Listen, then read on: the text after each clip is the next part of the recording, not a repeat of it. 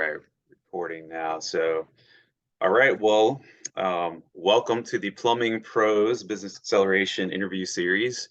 And I have on the line Lance Ball with Aspen Mountain Plumbing based in Rock Springs, Wyoming. Lance, if you could just give us the background of how'd you get started in your plumbing business and, what does it look like today? Well, I've been plumbing for about 20 years. I started out in Las Vegas, Nevada, and then I went through a nasty divorce that brought me back home to Wyoming. That's where I'm originally from. And so I came back home and I saw that there was a huge need here in this area for a good, successful plumbing business and that serviced the customer. It wasn't just one of these broke fix mentalities where they go out, they fix the problem and they walk away, right? That actually provided options to customers. And I saw that there was a huge gap there. So in 2013, I branched out on my own. I moved here in 2006, the end of part of 2006. So it took me, about 7 years before I got the courage to do it, I guess. I don't know if it was courage or if it was just finally I was done with working with people that didn't care, Sure, a little bit of But both. yeah, a little bit of Yeah. both probably. But we started Aspen Mountain Plumbing, and we started out just trying to do anything we could. I think that's how most of us plumbers start out. Working out of our own used work van, with a magnetic sign. Totally crappy branding. I mean, our branding was pulled off the internet, and this was our logo, and it's just basic. It was not what we have now. And we started just doing whatever we could. I started out doing mostly weekend work. And then it went into, somehow I got sucked into the new construction phase for a while. Yeah.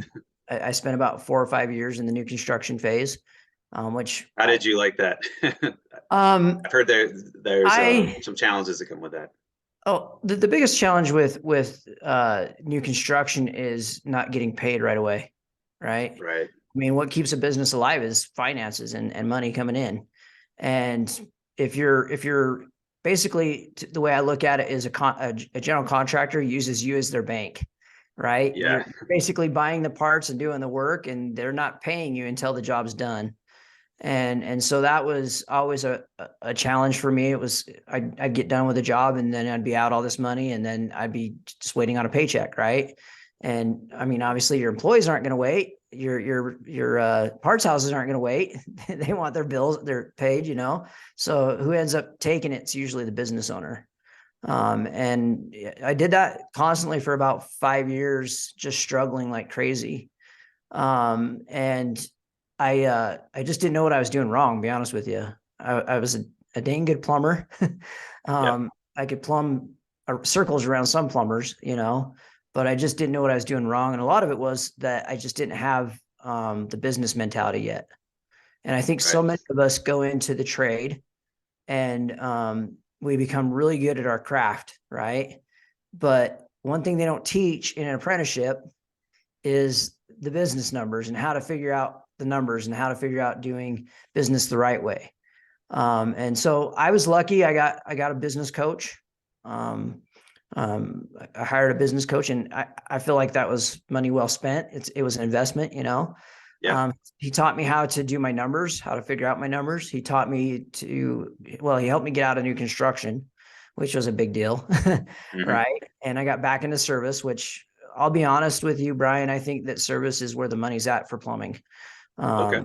And the reason is you're taking care of the customer, you're getting paid right away. That means your parts are paid for. That means your labor's paid for. That means everything's being paid for. Another reason I like service is that it's never going to go away. If you have a Exactly. recession or any type of hit in the economy, one of the first things to go is new construction, right? They're not building houses if people can't afford them, or That's they're not right. putting, these big apartment complexes together if they can't afford it. And so service is always there. People always have a need for you to take care of their home. So it's never going to go away. And so that was a big reason that I prefer service and I stick with service now. We are 100% service now, have been since about 2019. Okay. And we Cool. have done anything but. In fact, we get people all the time calling us for new construction projects, and we tell them straight up, sorry, we are Yeah. strictly service. I assume Um, no commercial work as well.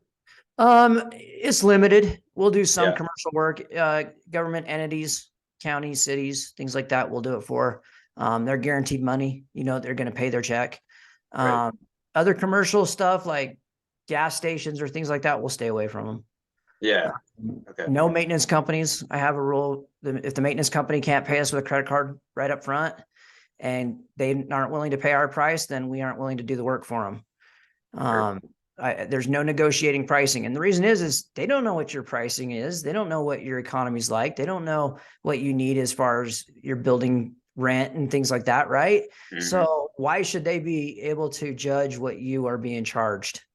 And a lot of maintenance companies do that because that's how they find the cheapest guy. Right. Yes.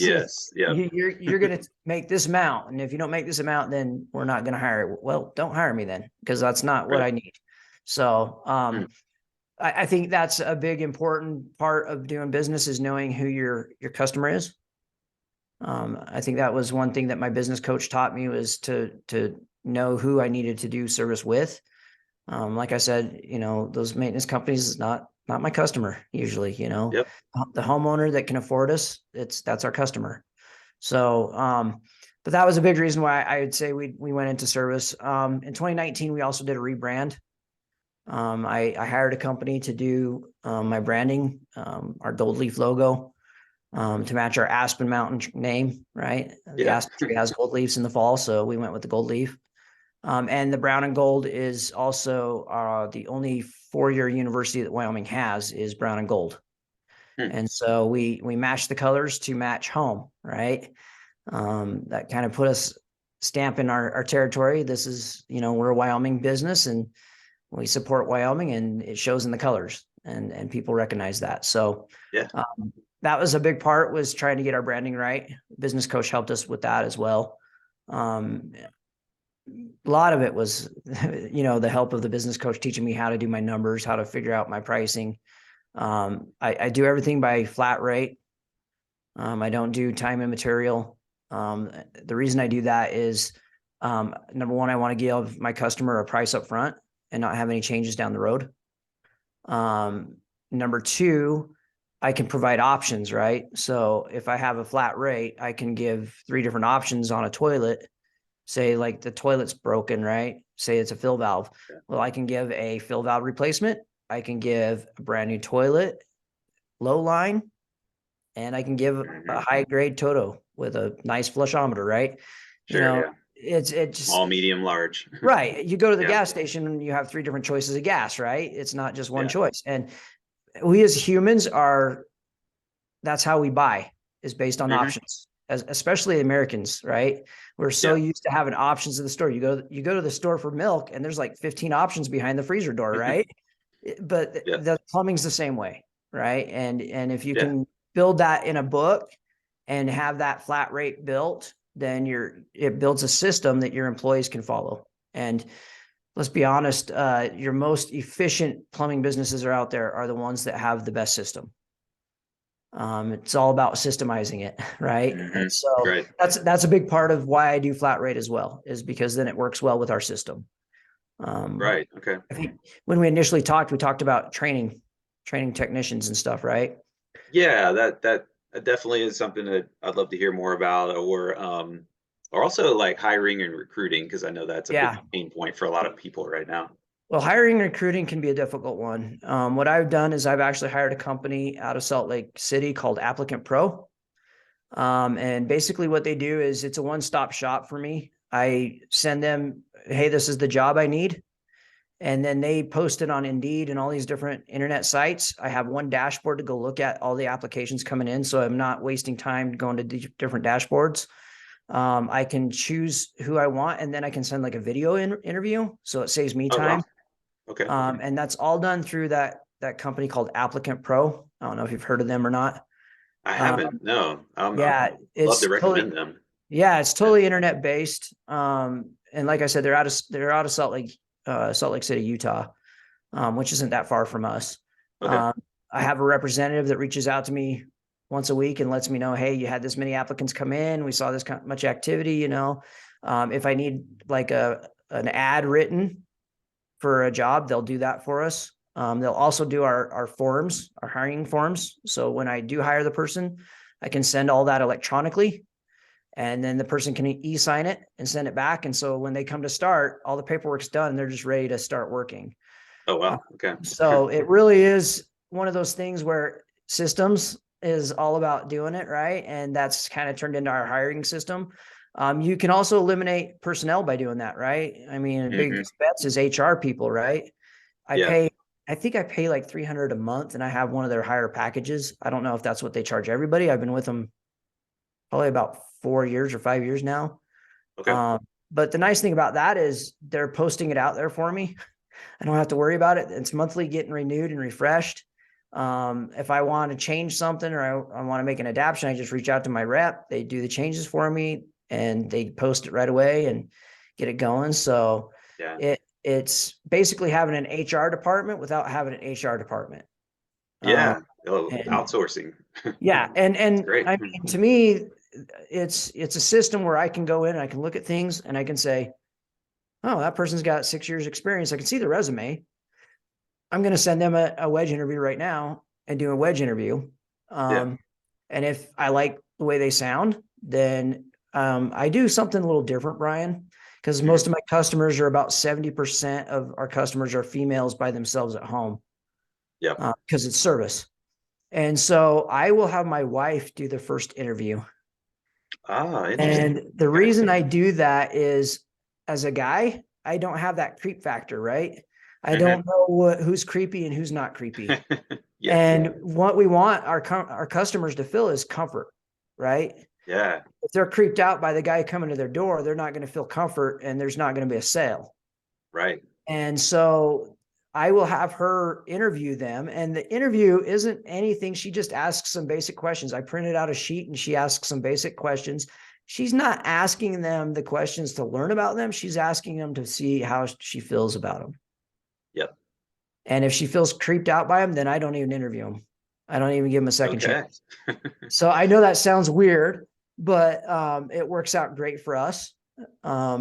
We usually hire people that are already comfortable with women, and the ladies will feel comfortable with, and Yeah. that's a big part of it because, like I said, 70% of our customers are females home by themselves. The men are out in the job field, So Yeah. that's kind It of a makes total tip that, sense.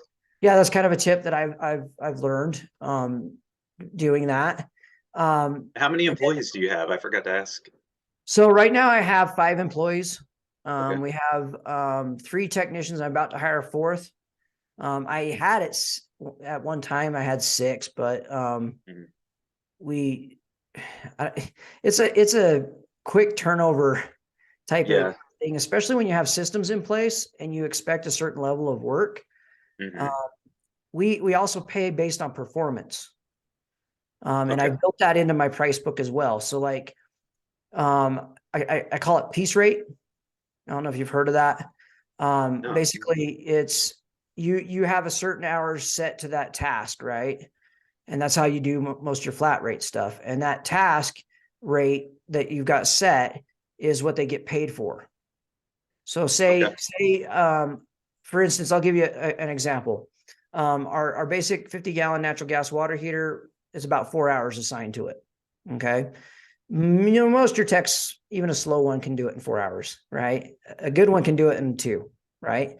So if he sells it for 4 and he gets it done in 2, he gets more piece of the pie, right? He's making more money on Right. the job. Does that make sense? Yeah, it does. And then if he sells a tankless water heater, there's 8 hours assigned to a tankless water heater. So there's incentive to Yeah. sell a higher priced item. The Mrs. Jones is getting a better product because she's getting a more energy efficient water heater, right? Right. And so she's going to save money in the long run. He's making more money and the companies make more money. So everybody gets a piece of the pie. That's why we call it a piece rate. Yeah. But it's based on performance, right? So if they're in the field and they're doing well with sales and they're doing well with the customer, they're going to be able to make those sales. And a lot of plumbers aren't adapted to that. Hmm. And they just got the broke fix mentality instead of the options mentality. And I've learned if you provide options and you give them three choices, then they're going to pick whichever one fits their budget the best, right? Right.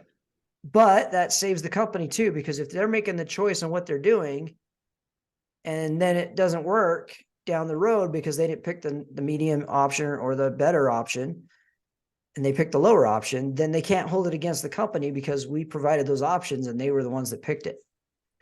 Gotcha. Yeah. So it kind of works Yeah, I out, like that. but it's not giving a sales tactic. You're just providing options and seeing which one they want. Exactly. And so that's what I tell the guys is, look, stay in the zone. Obviously, you don't want to, if you go for a water heater, you don't want to try to sell a toilet while you're there. You know what I mean? Yeah. You're trying to stay in that zone, focus on what you're called to do, but provide options based on that. And I use a system called Service Titan. It's a pretty popular system out there for plumbers. Okay. CSM system. And that incorporates our invoicing, that incorporates our accounting. My price book is put right into that. So my guys have it. And I can get reports. I can pull reports on all that. So I can see what my KPIs are based on what's going on in the field. And dispatching and everything takes place in that one spot. So again, Great. build that system, right? But Yeah. you got to have that price book. You got to have your numbers. You have to have all that stuff built. So when you do get that system, it works out for you. Yeah. And do you find that some of your technicians are, I guess, the ones that are doing well with it, that they're very incentivized to just kind of stay with you a little bit longer, even though maybe you've had some. Yeah, because I mean, and I do my piece rate based on, so what I do it is called kind of tier system, right? So I give my guys 40 hours no matter what, which in the plumbing industry is unheard of. Most of the time, Yeah. if you have a job coming in, you don't get paid, right? But my guys are guaranteed 40 hours. My guys are guaranteed to start accruing paid time off the day they start. Okay. All right. Yeah. And that's an incentive to try to bring them in. But that tiered rate helps them to make money. So what their paycheck's based on. So like the way I work it is they have the sold hours, right? And then I broke it up to say, okay, 0 to 20, you get what we call value rate, V rate. And it's this much an hour. And then 20 to 25, it's this much an hour. And then 25 to 30, and then 40 plus, you know what I mean? And I have it where there's 4 different rates. V rate is our value rate, it's our base rate. And it might start them out at like $25, $30 an hour, pretty low, but they're maxing out at $65, $70 an hour. So if they're selling over $40 40 hours on that week, then they're making $65 an hour. Right. So okay. That's good. They get to choose what they're making as far as a paycheck. Yeah. It's all based on their performance in the field, what they're selling. Yeah. Nice. Mrs. Jones. And so doing it that way, I've learned that number one, am I giving a set pay by the hour? Yeah, I am kind of. If I'm giving them a salary? Yeah. So is the overtime problem there? No, because not really. It's based on their sales, right? If I'm guaranteeing them 40 hours and they're selling 60 hours, are they going to complain about working a couple hours extra? No, because they're making $65 an hour. Exactly. Yeah. The compensation. So it's kind of a way of working around the system, I guess you could say. Instead of paying on an hourly rate, we are, but it's kind of a salary because I am guaranteeing the 40 hours. So right. Okay. Works around that tax thing, you know what I mean? Yeah, gotcha. No, that's but great. It also incentivizes the other plumbers around here because they're like, wait a second, this guy is giving 40 hours. This company I'm working for is not. Oh, yeah. So there's that, hey, I'm going to go work for that company because I'm getting guaranteed. It's hard to budget on, am I going to get 40 hours this week or am I going to get 15? You know what I mean? It's hard to budget that. And I recognized that when I was in the field and learned that, if I want to incentivize guys to come work for me, then I got to give them something that nobody else is. And that 40 hours guaranteed a week is huge, especially in the slow months, which in plumbing, we know there's going to be slow months. Yep. But even in Pretty new much in any construction, service. right? Yeah. Yeah, any type of service company, you're going to have slow months, and so that guarantee, even when it's slow, that you're going to get that 40 hours. Now, what happens in the slow time? Well, that's when training kicks in, right? Hmm. That's when if you have memberships set up, and that's one thing I try to do is do a membership. That's when you do your annual inspections, or if you're in HVAC filter changes, or we do annual Yeah. flushes for tankless water heaters, right? That's when we do that. That gives the guys something to do. That's taking care of our slow time. That's Yet good. it's Yeah. it's taking care of that process that we've already built with membership. So the customer is being taken care of. Okay. So Yeah, makes sense. yeah, and then it's Yeah. a great time to bring in training things. I reach out to the manufacturers a lot of times on different products. Hey, what kind of training are you willing to do for us? Renai water heaters, Navien, they'll come to your shop and actually do a level 1, level 2, and sometimes even level 3 trainings on their product. Oh, okay. If you reach out to them Yeah, and you yeah. talk to them, right? Right. And So it's not so not any kind of charge for you, it's just I've since never you're had a a vendor charge. It's just there. if you're buying their product, they're not even going to care, right? Right. Yeah, yeah. Okay. Because That's that's awesome. that's you're servicing them. So in the long True. run. Yeah. And so like I've had Viega come by, Viega Press Okay. Systems come by and show us, the Viega Press, the Pro Press, show us different tricks and things to do on it.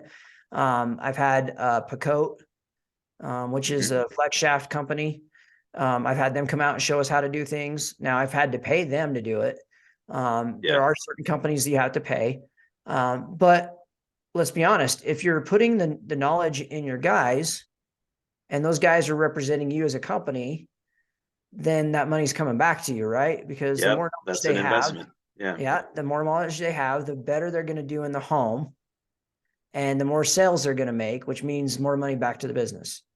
So it's Yeah. all about creating that circle of trust, I guess you could say. Hmm. If the customer trusts your guys, then they're going to trust your company, right? Yeah. And if you can trust your guys, then the customer's going to trust you. So I mean, it's Yeah. that big circle of trust, and it all comes back to that training, like we talked about. Yeah. Um, and and I do a weird system here. I don't just take guys that have plumbing licenses. Wyoming's kind of a unique Hmm. state where they don't require licenses for the state. Each municipality is left to do whatever they want to do with it. And in the particular area, I'm in Rock Springs, Green River area. There is no licensing restriction. So Okay. any Joe Blow off the street could pick up a pipe wrench and become a plumber, right? Well, that does two things. Number one, it puts crappy work in the field, Yeah. so it keeps us busy. But number two, it allows us as a business that has the knowledge to be able to take guys off the street, train them in our culture, teach them how to be plumbers, and put them into a truck doing work for us and making us money. Um, Now it also allows more competition to come in the field because, Yeah. once you teach them, then they think, well, I can go do this business for myself. But if you built your business, Sure. it's never gonna affect you. Um, but yeah, as far as hiring, those are some things we do. Training. I have a setup system. I call it the big sixes. And my field manager, when he's in the truck, basically he's the one doing the ride-alongs with the brand new employees. Hmm. And we have a system. The first week you're in the shop, and I have a training facility built inside my shop. It's basically a roughed-in house, and we Okay. have toilets and water heaters and showers and utility sinks, and then we have drains and water lines. It's all just built like it would be a house, right? Wow. And we Okay. have them actually practicing in the house situation in our training facility, Hmm. and we'll be giving them different aspects as a trainer of things that we've seen in the field, and hey, you got to figure this out, and this is how you would figure this out. Now if they're brand new off the street, I have a basic training on it. Basically, I have some cutouts of water heaters, expansion tanks, PRVs. I basically just cut them with a bandsaw in the shop, and I basically teach them ground up, from parts to pipe to fittings to codes to how this operates, to how this works. And I teach them from the ground up, basically in our training facility. Once we feel that they've got the training facility stuff down, and there's a little quiz that we give them to make sure that they've got basic knowledge. Then we put them in a truck for a week with my field manager or my lead. I have a lead technician, and then I have a field manager. The field manager, his whole job is just training and making sure that the employees are doing what they're supposed to be doing. Yep. He checks on it to incentivize him a little bit. He gets a higher rate paid system, but it's also based on what the sales come in. So he gets a little bit of a commission, I guess you could say, on any high sales, right? So Sure. Yeah. he's incentivized to try to push the guys and make sure they're doing their best because he's making more money when that happens. And he does a training system. So basically they go in the truck with him, and he basically acts as if he's a technician. And he shows them the process, everything from approach at the door, putting booties on, introducing himself, building that relationship with the customer, going in, looking over the product, and he'll teach the guy what he's looking for when he's in the house. And they'll go along with them for a week to 2 weeks, depending on how new they are. If they're newer, they might be 3 weeks. It just kind of, we have to fill them out, Yeah. Right. And a lot of training, I think, is based on individual. So many times we try to encompass everybody in one group, right? Right. We'll put a guy that really needs extra time in the truck, learning the system, into the truck right away. And then we expect him to be 100%, and he's going to fail every time because he wasn't ready. If you're putting him in the truck too early, that's not good. Mm-hmm. And so we'll have them do a ride along with the field manager or lead tech. And then once they get through that and those guys feel comfortable, and I know this because I'm having managers meetings every Wednesday. I have managers meeting in the morning, and I sit down with my field manager, and I sit down with my office manager, and we'll discuss any training, any employee things, anything that needs to be discussed as far as that goes. So if we know that person's struggling, hey, this guy's going to take an extra couple weeks. Okay. Then we know that he's going to take a couple extra weeks, right? It's just part of the way it goes. And so we try to customize it based on the individual. Sometimes that works really well. Sometimes that doesn't. Mm-hmm. And what I mean by that is, sometimes you expect them to be further than they are.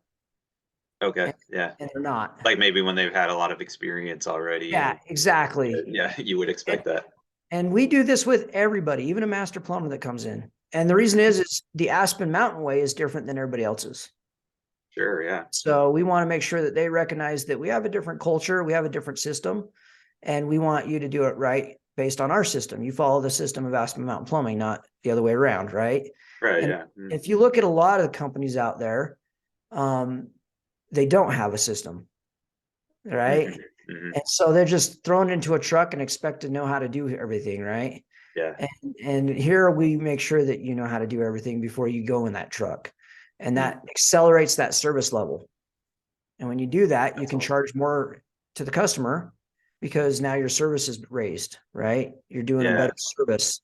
So that price can be increased, and people don't even question the higher prices because they know that your the service quality is there. It's amazing how it all works together, and I love how you're just tying in like something like hiring and training. You don't always equate that to more revenue, but that's the way a business operates, is you have to look at it like that. So well, and I mean, if you look at the really big, like look at the hotel chains, right? I think hotel chains and restaurants are prime examples. You have a system at McDonald's, but is the service always there? No. But if I go to like a local shop, mom and pop shop, is their food as good? Probably better, right? Because they have a different system, right? But there's more hands-on, right? There's more care there. I mean, they're just throwing it together and getting it out. The care's not there as much. And so, burger might have a dollar value at McDonald's, and then you go into this other place, it's same meat, right? same lettuce, same tomato, same bun, right? Everything's the same, but you're paying more for the service. You're paying more for the service you're getting.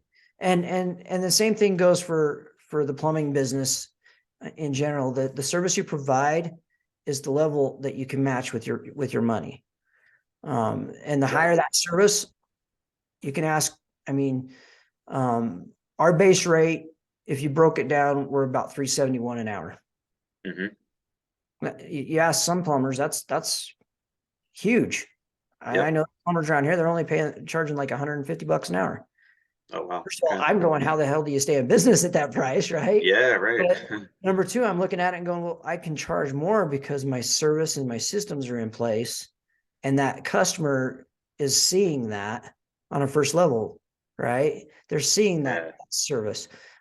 Service Titan has that great service first type mentality built into it.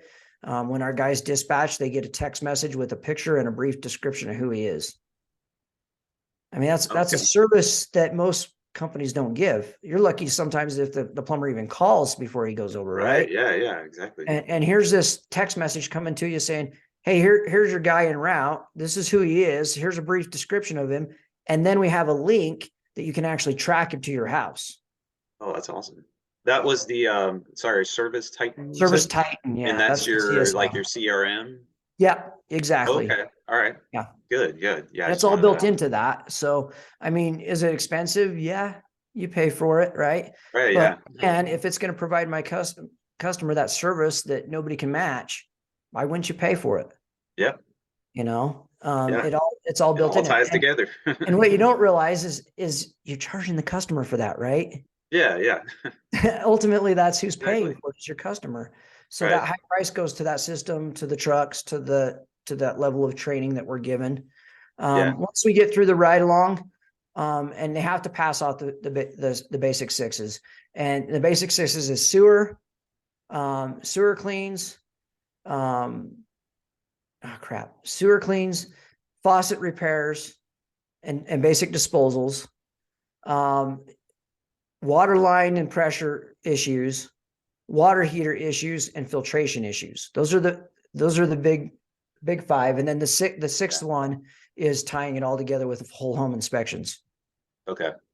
And so if you can pass all those six, the big sixes, then you can get into the truck on your You're own. ready to go on your own. Yeah. Okay. That's awesome. Thanks, Lance. We're almost out of time, but I wanted to Sorry. ask you really quickly, like Sure. maybe just what do you feel like has been your biggest challenge as a business owner? Um, if you can sum that up in like a minute, and then just what any other anything else you would want to say to somebody who's just starting plumbing company on their own, or maybe they've been trying for a while, but they're kind of in that phase where they're just struggling. They don't know how to take the next step. Sure. Biggest challenge I think as a business owner is marketing. Um, Yep. Trying to get your name out and trying to promote yourself. Obviously, word of mouth is great in small towns, but marketing can be difficult, especially for us plumbers. We're not always tech savvy. Yeah. Finding a good marketing person and making sure that you have that close relationship with them. Before we started the podcast, you were commenting on my mic, and I told you, well, I have that marketing meeting once a, Yeah. Yeah. once a week. And the thing is, my marketing guy's in Canada. You know, Okay. he's Yeah. not even in Wyoming. And the thing is I found a good one. We have good relationship, but we communicate weekly. I hold him to the highest standards that I would my employees, right? Right. And I Yeah. treat him like he's my employee, right? And he treats me like I'm his employer because technically I am. I'm paying his check, right? Yeah. And so having that communication with somebody that knows what they're doing is key, but finding a guy that knows what he's doing is key. And that's really hard in today's world. There's so many companies out there that do think that cookie cutter process for plumbing businesses is the way to go with marketing. And I don't agree with that. Yeah. Yeah. Every area is different. Every individual is different. Every plumbing company is different. And so you really need to research before you just hire on the marketing company. So I'd say that was probably our biggest challenge. My biggest challenge as a plumbing company is marketing and Okay. learning. Yeah. Yeah. What would I say to somebody that's brand new, just starting out? Just don't give up. It's okay to fail. It's not okay to quit. Um, Yep. you're gonna fail. Yep. You're gonna have failures. You're gonna learn things the hard way. We all do. Any great successful business person does. If you look at some of the greatest ones, they've been bankrupt a couple times on businesses, right? Because they That's they right. just didn't know Yep. what they were doing. And it's okay to fail. it's just not okay to quit. So don't give up. When it gets hard, Simon Sinek wrote a book about having your why. I think that's really Mhm. important, right? Yep. If you have your why in mind of why you're doing your business, and it could be anything, right? I have 3 sons. So for me, Mhm. it's create a life that my 3 sons, if they want to down the road, they can take over, right? Exactly. Yeah. Create a legacy for them, right? And so that's my why, right? And Yeah. so when it gets hard, what do I have to think about? Because it's going to get hard. There's no question about it. You're going to have hard times. You're going to have days where you're going, what the hell did I get myself into? That's right. Yep. Right? When it gets hard, you got to have a why there to reflect back on. This is why I'm doing this. Nice. And that gets your mind refreshed and it helps you refocus. Perfect. Thank you so much, Lance. I've got No to cut problem. us off because the Zoom is about to cut off and Fine. probably time to upgrade the account. But yeah, thank you. This has been amazing. We'll post it to the group and shout out